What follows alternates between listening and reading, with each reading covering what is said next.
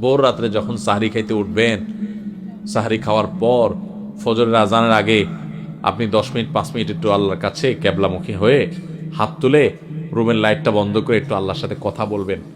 মানুষের সাথে বহুত কথা বলছেন, আল্লাহর সাথে একটু কথা বলে দেখেন। আল্লাহর সাথে কথা বলার স্বাদ আছে ভাই, অনেকে জীবনে একবারও এই স্বাদ পান নাই।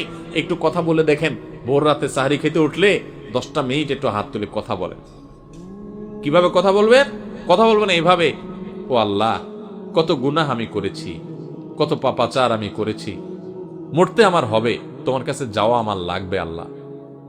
শয়তানের প্ররোচনা করেছি, এই রমজান মাস তুমি কত মানুষকে মাফ করে দাও।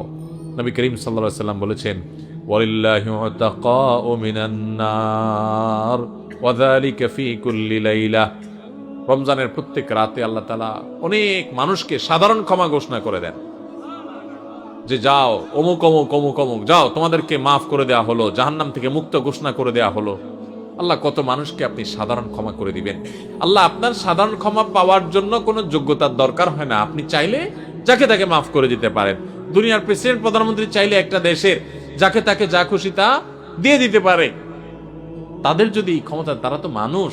আল্লাহ আপনি তো মহান সৃষ্টিকর্তা, আপনি তো চাইলে আমার সব অপরাধগুলো মাফ করে আমাকে ফেরেশতা বানায় ফেলতে পারেন, পারেন না আল্লাহ?